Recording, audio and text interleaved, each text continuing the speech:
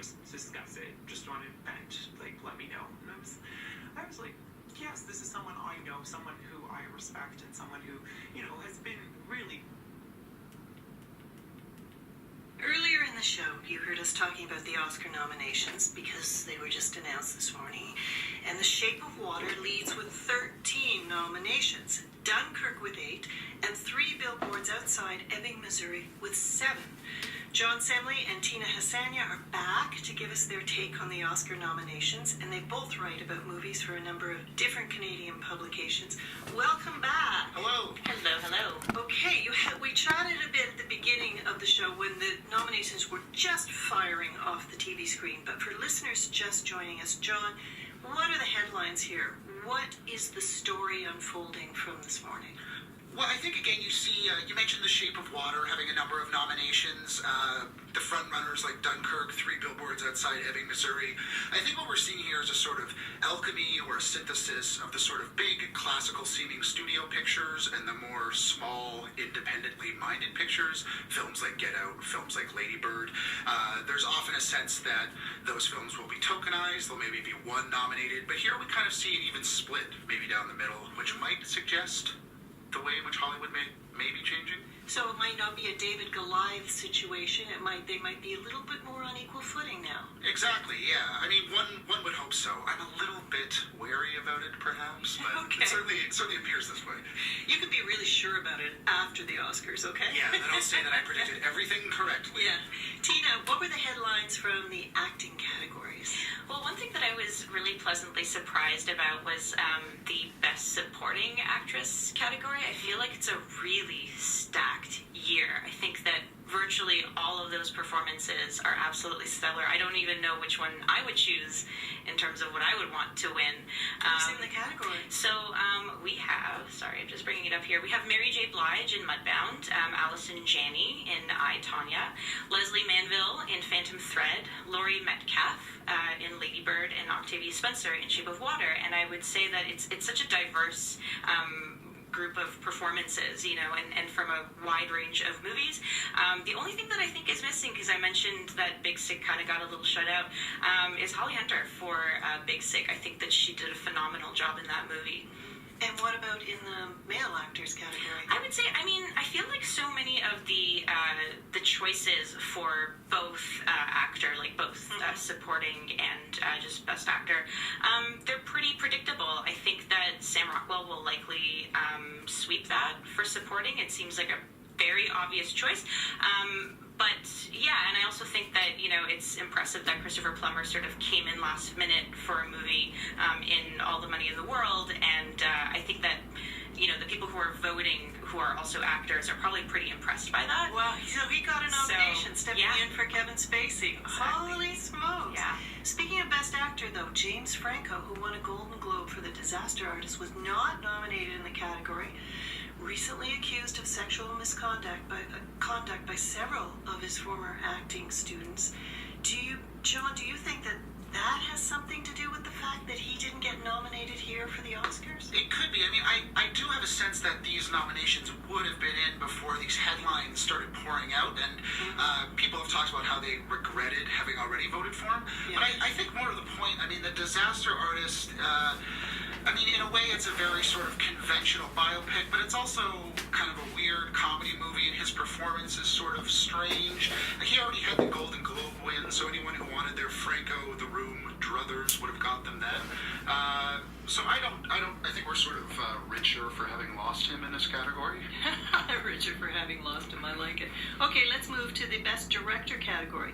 Now, back at the Golden Globes, there was lots of criticism that no women were nominated for Best Director. And Greta Gerwig is nominated for an Oscar this year for Lady Bird, making her the 5th woman to ever be nominated in that category. What's her likelihood of winning? Well, personally, I think that movie's incredible. I think it is stunningly well directed. The opening sequence alone, I would rank among one of the best directed pieces of cinema I saw this year. Still, she is a dark horse. Nevertheless, she'd be the first woman to, what is it, Tina Catherine Bigelow for Yeah. Hurt Locker to win Best Director. It's a bit of an outside chance, but it would be a nice surprise. What do you think about that, Tina? I would love it if Greta Gerwig won. Yeah, I know. We It's- would all love yeah. it, but will she do it? Will she do it? I mean, you have to remember that the Academy is still, 87% male, and I think that, can make a difference. It's still a very, very, very strong male-dominated industry, and I think even subconscious biases will affect people in terms of voting. So, and the fact that she's so young, the fact that it's her first movie, those things can definitely be held against her. So, I don't have the highest hopes, but in my heart of hearts, I think she should win. Now, Steven Spielberg isn't nominated here for The Post. How big of a snub is that, John? I think Steven Spielberg will be fine. I'm worried about I it. suspect his career might bounce back from this snub. But yeah, I mean, I can't. I can't say that I'm not disappointed. I mean, I think that Spielberg has done a lot of interesting work and a lot of very good work throughout his career. But if the sun is sort of setting on the Steven Spielbergs of Hollywood, then again, that's just fine by me. So the director nominees, Greta Gerwig, Jordan Peele, who we heard from earlier in the show, Guillermo del Toro, Christopher Nolan, and P.T. Anderson. You are listening to Q. I'm Laurie Brown, filling in for Tom Power. John Semley and Tina Hassania are here to talk about the Oscar nominations. They've just been announced this morning. And there are a couple of, could they be history-making scenarios here? Rachel Morrison, a cinematographer for Mudbound. This would be the first woman nominated in this category. Roger Deakins, who did Blade Runner 2049, might actually win on his 14th nomination. John, what are the chances for either two of those cinematographers? Well, I would say that Rachel Morrison, again, is an outlier. Like a lot of people, every time that Roger Deakins gets nominated, I have my fingers crossed. He's sort of like the Scorsese of cinematography, although Scorsese has since won, but was famously overlooked for so many years. He has such an interesting body of work, and I think that in a way, Blade Runner 2049 is a perfect movie for him to win for, because it looks amazing and incredible, and that's sort of it. It's just a series of very beautifully photographed sci-fi postcards. And Deakin's cinematography was like the one thing about the movie that everyone could kind of agree on. So I would like to see that happen. For him to have to put on a tuxedo 14 times and walk home empty-handed would be kind of sad. I wonder if he bought that tuxedo. There's so many issues around that the Oscars has been collecting over the past few years, to white, to male, and now all the sexual abuse allegations coming out. Tina, what do you think? How has this list of nominations, with those issues behind them, where did it really fall down? Did you see any change? That's a good question. I think that the nominations are pretty well-rounded. Like, there's nothing that I'm sort of seeing where there would be a major snub. I know people were concerned, for example, like, will Greta Gerwig be nominated, given how few women have been nominated in the past. And I think that throughout this award season, like, specific issues and primarily, the Time's Up campaign and sexual abuse has really made such a strong, there's just so much momentum behind it, and it's on everyone's minds. And when you have the Golden Globes, a very silly, frivolous, awards show, like, deal with it with a lot of grace, I think that it's reflected in the choices that the Academy, like the people that they nominated.